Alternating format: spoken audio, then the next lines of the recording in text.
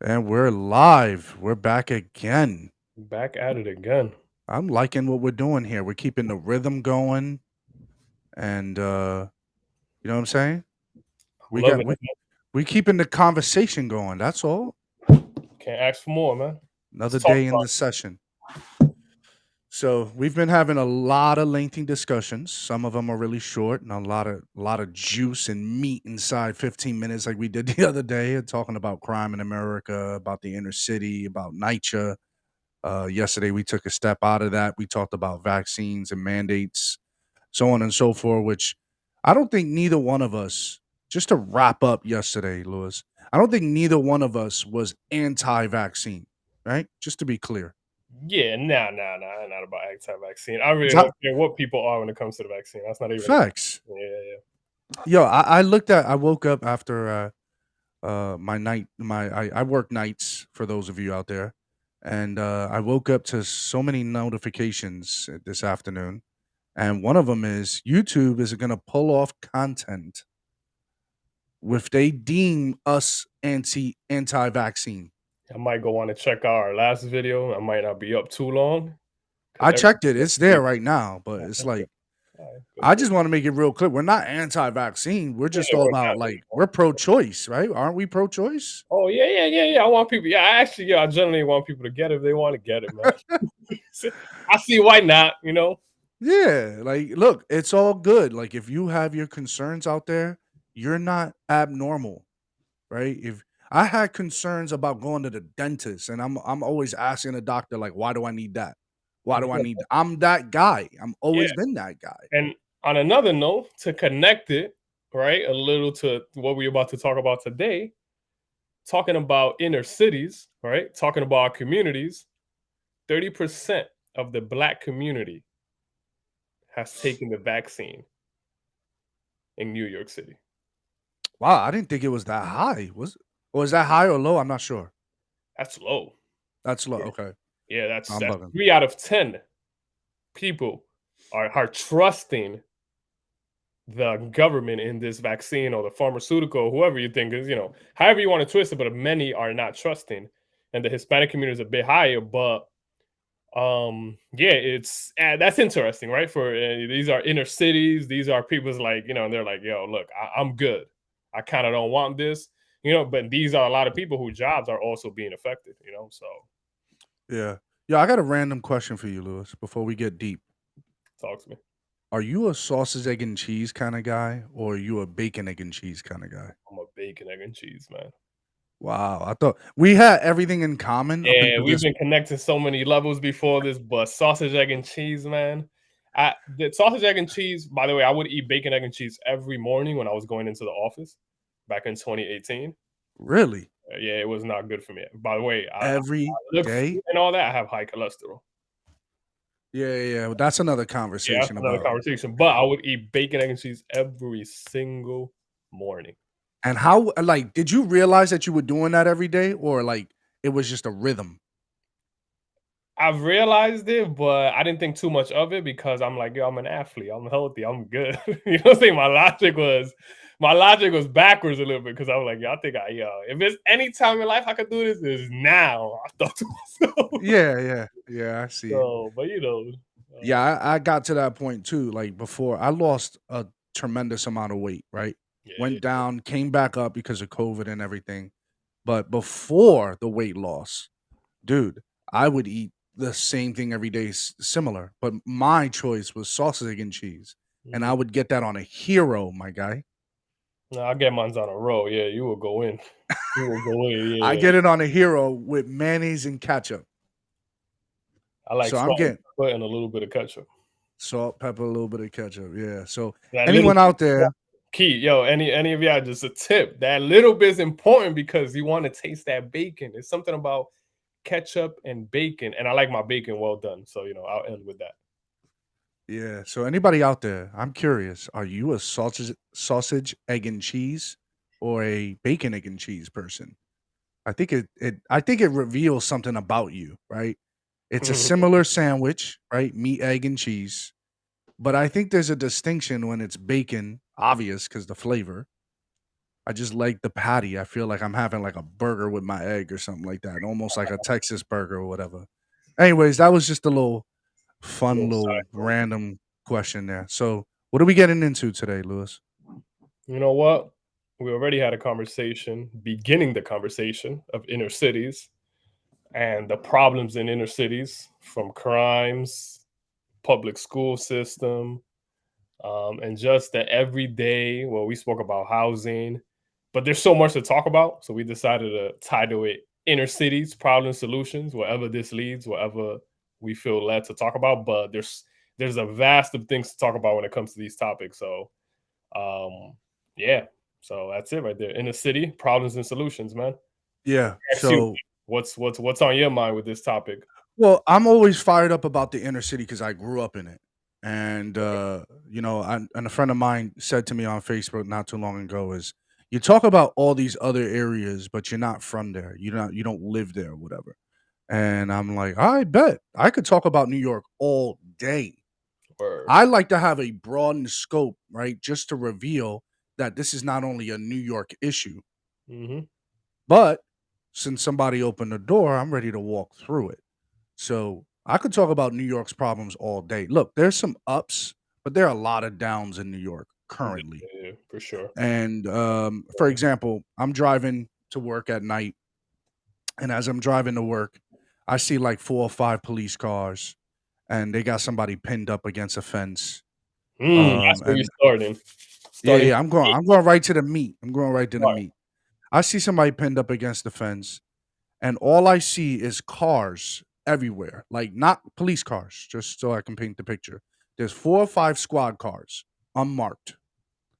And where I was, it was right across the street from a projects. I forgot the name of the projects. I don't think it matters. But as I'm driving, I see the police office, the squad cars here, like 4 or 5 of them, and I see people stopping in the middle of the street to like look at how the cops are interacting with the people that they're apprehending. They're literally about to arrest them, and there's all sorts of traffic. There's all sorts of cameras, and I'm already thinking like, bruh, I can't believe that I actually wanted to do that job one day, Being a cop. being a cop. Yeah, and to have so many eyes on you nowadays is crazy. Like people yelling at you, people telling you what you shouldn't be doing, or like exasperating the issue. Like they could have been stopping them because they fit the description of whatever. They could have been stopping them because they had drugs. They could have been stopping them because they sexually assaulted somebody. Who knows? But But people don't care about that. remember, it wasn't always like that though, right? Like the shift that's happening is going more to an extreme of how you're looking at cops, not you personally, but just you as in, people in New York and a lot of cities, with whether that be with defund the police and all that, there's a certain way, a certain thing that a certain perception, let's say, we have now towards cops interactions. And I say it vaguely, but not everyone, of course, but which sucks. It's like, being a police officer, man, nothing I wanted to do. Cause for me, I always understood the in and outs of it. And growing up in the hood, I'm like, it's the last thing I wanted to do. But yeah, but it's even harder being a police officer today, I would argue, than it was um some time ago, or maybe a few decades ago. And harder not because even if there could have been more crime somewhere, it's harder to do something when people don't let you do your job. So I feel Uh, like police officers are walking on eggshells now in a lot of Facts. inner. I the other reason why I get fired up is not just how we interact with them, but how lawmakers delegate their laws towards them, right? The Mm, apparatus of the legal system, right? We have law and order, right? Order is the law enforcement, or I believe if I think it's other way around, law or I think law is the enforcement, or order is the judicial system. I don't remember how it applies, but you have a apparatus in the police, and then you have the lawmakers who are delegating these laws down for them to enforce, right? So they mhm. enforce it, and then all of a sudden the way they enforce it becomes a problem. But we're not talking about how we got there. For example, here's where I'm going, Lewis. The Rodney King incident. Mhm. Oh yeah, I'm going right to it. And I Let's know go. that's not New York, but I'm gonna get to that. The Rodney King incident, where you had 6 or I think it was 7 officers do somewhat of a semicircle, and someone caught this on their handheld. This was the early days where no one had cell phone cameras, right? Someone had it on a handheld. And they were doing this like semicircle, and they started pulling out their batons and started hitting Rodney King. I know everybody knows this story. Yeah, yeah. And everyone was outraged. People were pissed. This is racist. See, look at this. Never minding the racial ethnicities of some of the officers that were there. Never mind that. But Rodney King was LA, yes, right? Yeah, okay, okay. what actually came out in court, the reason why they were exonerated, did you know that what they were practicing was standard police officer actions that was told to that they can do based on the lawmakers that passed it? But It's remember, called staging. It's called staging. yeah, When a person is not compliant to an officer's arrest, or if they try to reach for your weapons or your utility belt, they do what is called a staging to get the perpetrator or the I don't know how do you call this person who's trying to be arrested. You're trying to get them to comply with you. So they do what is called staging. They start hitting them. And that's why they were exonerated. And that's why people were upset because they don't really know the ins and outs in the law. yeah, And I but don't think that's they in care. most cases. To go off right on your point, most of these cases, right? What happens is an ignorance of the law and an ignorance of the legality behind what was applied. So if you really want to make a change, you should fight for some of these laws to be changed so the scenario could change. Because you can't just say, what's Slapping people with facts. what's a modern, what's one of the ones, what's his name? Um,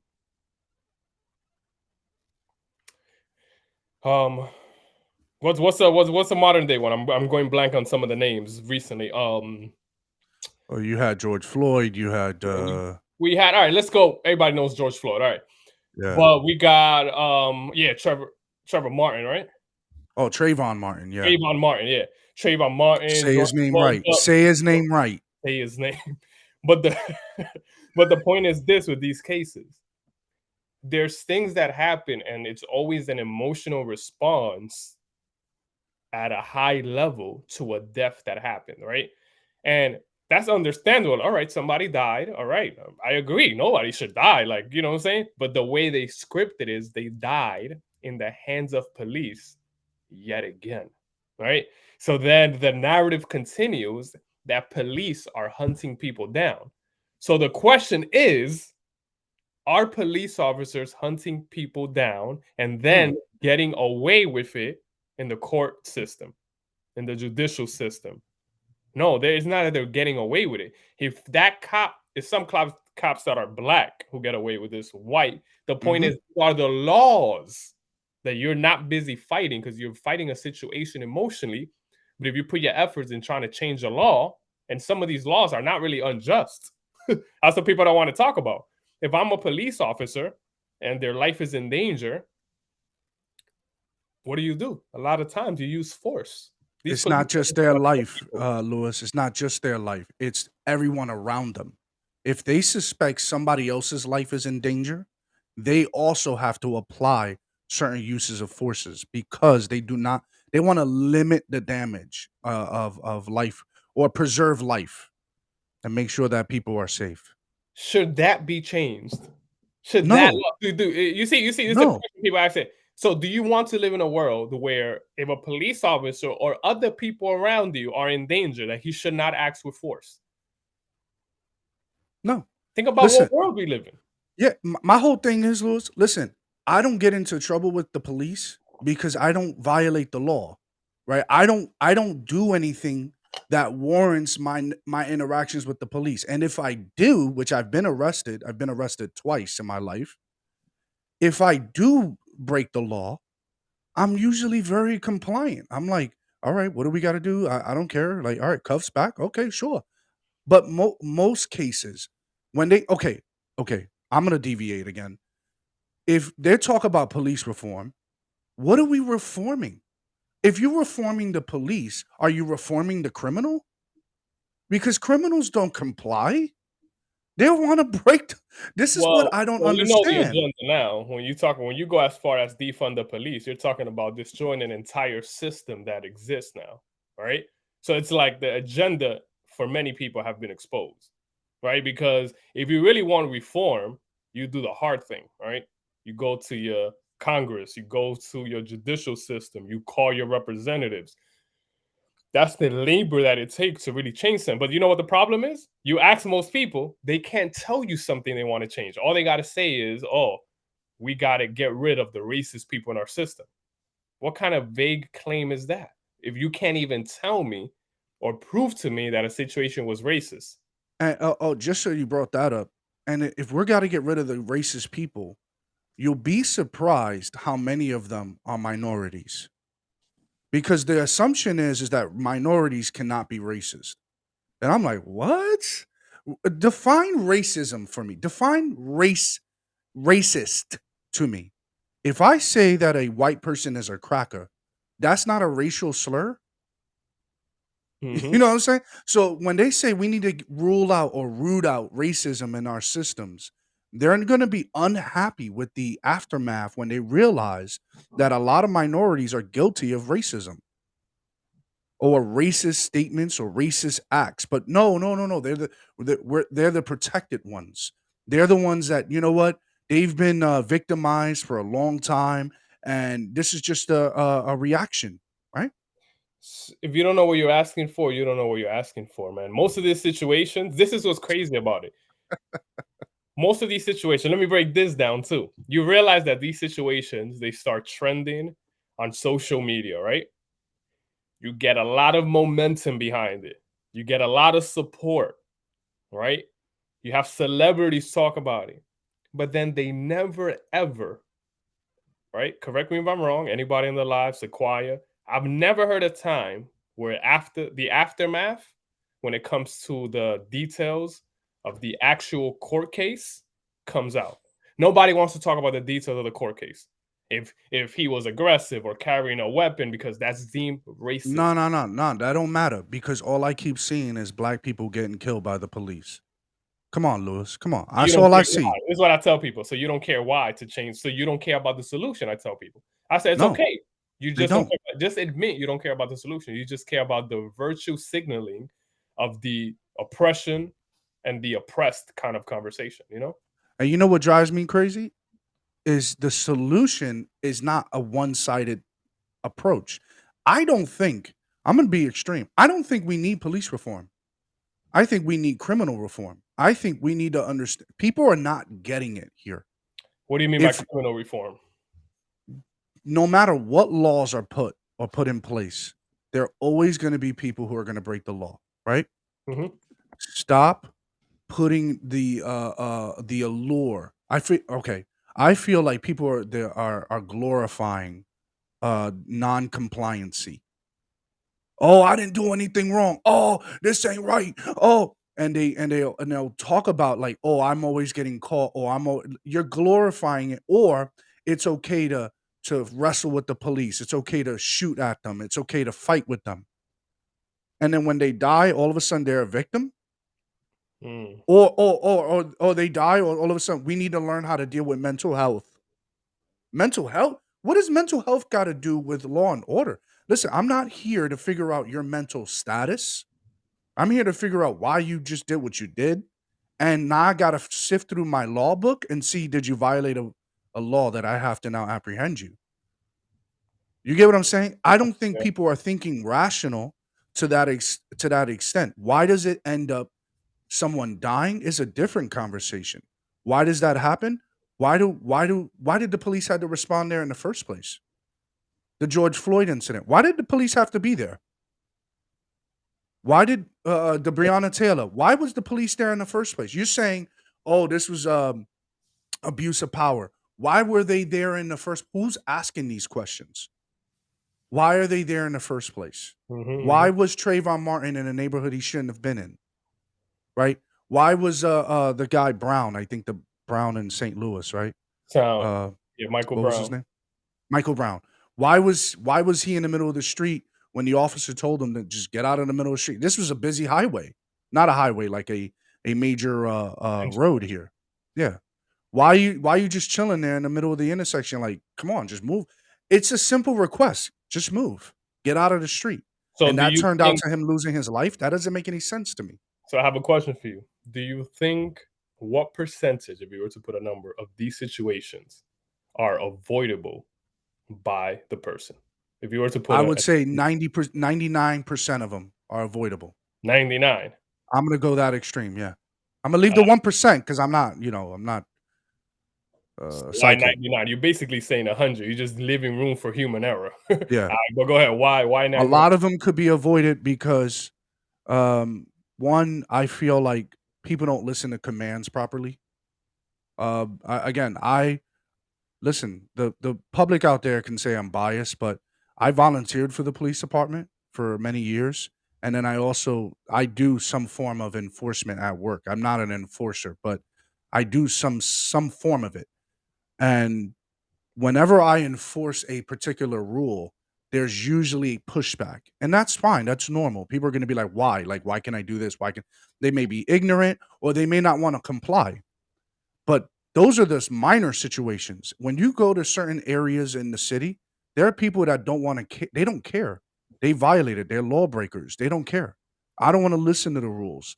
So, because they're so for example, let's just bring it to you and me. If we got into an argument and we're in person and let's say your wife's in the middle. This is a sensitive topic for me or my lady's in the middle of the discussion and I say, "Yo, I don't appreciate you talking down to me like that in front of my woman." Now it becomes personal. Now it continues going forward, and all of a sudden, one of us gets severely hurt. Now that could have been avoided. All we had to do is be like, "All right, you know what? I'm going to leave. I'm going to walk away, or I'm going to stop what I'm doing and comply." Right? Larry Elder says, "Comply, or and you don't die." Now, as extreme as that sounds, it's true. Just Mhm, mhm. comply with the officer and then be like, "Okay, yeah, how can I help you? Yeah, I need your license and registration." "Sure, sure, here you go." Where do you Can think you that yeah. spirit of not complying comes from? I think it comes from, I hate to say it, but I think it comes from, like, a moral perspective, like, I'm not down like, I don't look at a person in the inner city and be like, "Yo, you're a terrible human because your moral is your Yeah, but where do morality you is get up." that from, right? Yeah, we I know where we're at, but where how is do you think that's installed? It's they're born like that? What like what's influencing that disobedience? I take a negative perspective, so yeah, I do think that we're born to do bad things.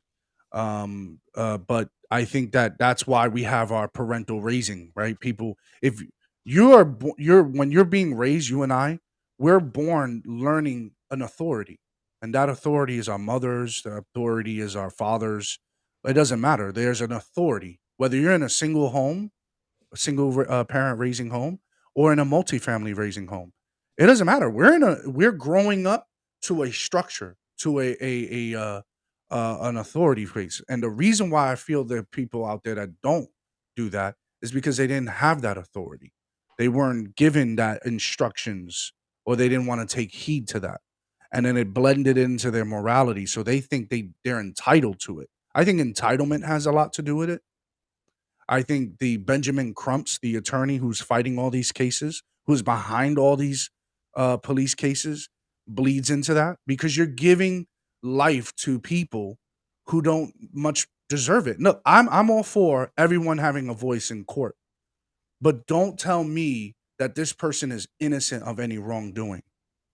Don't tell me that because I can see with my own two eyes that this person did violate some laws. You know what I'm saying? Oh, yeah, yeah, I agree with some of that as far as the upbringing. Something I think we don't talk about enough is hip hop culture. Oh, yeah, yeah, You know? yeah, I So, know. I think hip hop culture has a direct connection towards your interaction with police.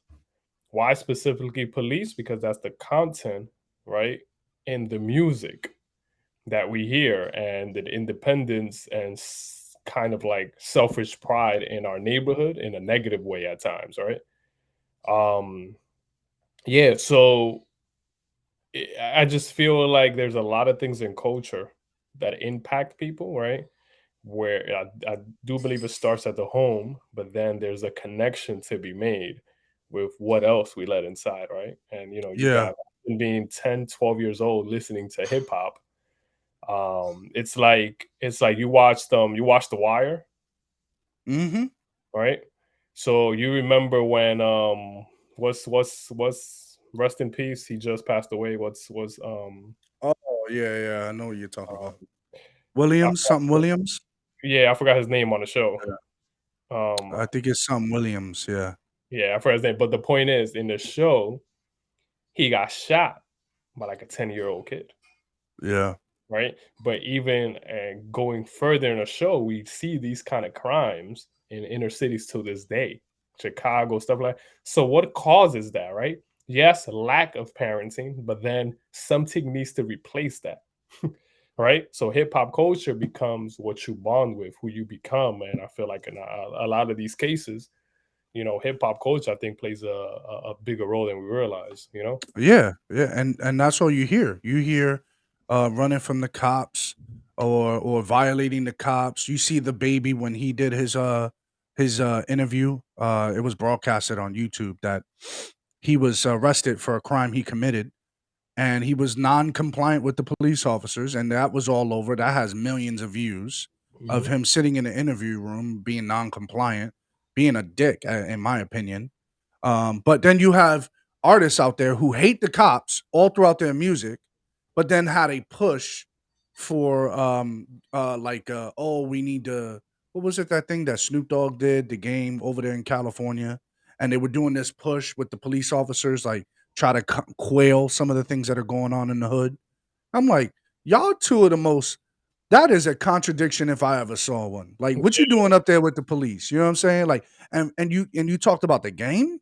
I mean, not the game. You talked about 50 being the guy, ratting to the police and all that stuff. It's like y'all all cut from the same cloth. You know what I'm saying? Yeah, it's a culture, it's a game, and people just don't really realize where the influence comes from. So Like Nipsey Hustle, right? Remember what happened to him? yeah. Tragic. But that, I don't know if it could have been avoided. I think that was a great question that you asked there. But my whole thing is if you're in a culture, and we all know Nipsey Hussle was a part of a gang, right? If Hmm. you're a part of a gang, there's certain things that come with that, right? If I'm a part of a group like 6ix9ine when he ratted out his gang, if you're a part of a gang and you know what it calls for, don't cry wolf or don't cry to mama when the shit hits the fan. Hmm. Bruh, like you know what this life is about. So when Nipsey Hussle was talking to one of his boys, like, yo, his paperwork ain't right, you pretty much calling another gang member a snitch. What do you think the repercussion could have been? And it may have been right. He may have been accurate. You know what I'm saying? He had intel information. Yo, don't trust this dude. This dude's a snitch. But guess what? Did you have to? I mean, look. The point of the matter is when they glorified him about him being in the hood and being in all that stuff, that just tells me where we are as a culture. Hmm. I don't glorify a dude in the gang. I don't care. Like I didn't really listen to Nipsey Hussle and be like, "Yo, knowledge nuggets." You know what I'm saying? Like I didn't really care. Like I didn't really. He had good ambition. He was a businessman, and I respect that. But at the same time, he talks about how he got there. He sold drugs. He did what he had to do to get to where he's at. And look at, I don't like that road you paving for young kids, Hmm. because young kids look at that and go, "Yeah, I could do that too." And then they don't realize what comes with that. Yo, you go to jail, you got to deal with dirty cops, or you got to deal with cops that are aggressive. You know what I'm saying? And then you may die in And this then interaction. and Yeah. then the reality of it outside of that, right? We're still talking about police interaction. But the reality, and we'll save this for an upcoming time. I want to talk about this as well. The crime within our own communities that, for some reason, is overshadowed by the minimal incidents, and I say minimal not lightly, because in the grand scheme of things, these things are minimal, right? And they come out strategically to stir people up emotionally, but we Right. dismiss that every weekend shootings in St. Louis, Chicago, New York, and in the hood where not only blacks, Hispanics, even whites, but it, it's that crime within ourselves that we ignore, dismiss, because for some reason we don't really want to talk about that because we want to keep our eyes anything that keeps our eyes on ourselves and some type of accountability we ignore and talk about who we can blame and point at, and that's the reality, which is a sad. And the police are not only blamed by the public, they're blamed by the people who pass the laws. Yeah, yeah, The ones who are putting them on the stand are the ones who should be on the stand. Do you get what I'm saying? yeah, because if you really want change, those are the people that can bring change, but you don't know what law you want changed. The just real quick, I know I know we're cutting it to the end here, but You're good, you're good. The George Floyd situation.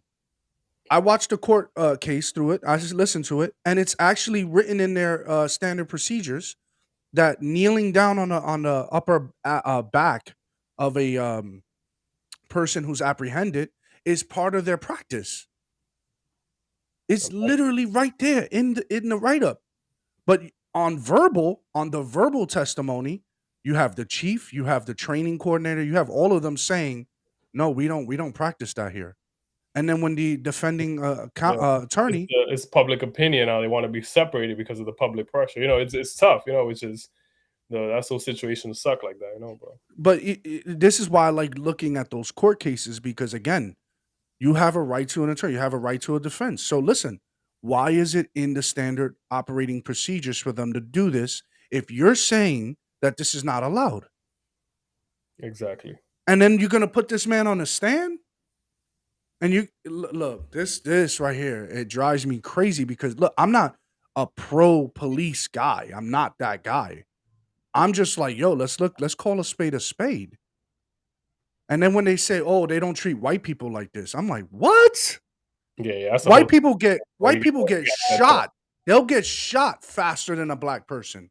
Yeah, you got to tab that for the next one too when we break Yeah, down crime through the hoods and the different races and all that. That the one lie. we should come out with the statistics, do some screen sharing, and kind of share the disparity in the studies, right? There's a John Jay study that talks about how a police officer is more likely to even shoot a white victim and all that, at least to talk about it so people can see like where it comes from rather than just like Yeah, people throwing thoughts out. These are actually numbers, statistics, and actual breakdowns of these situations, right? Even yeah. psychologically, right? Where there's studies that play a role in there.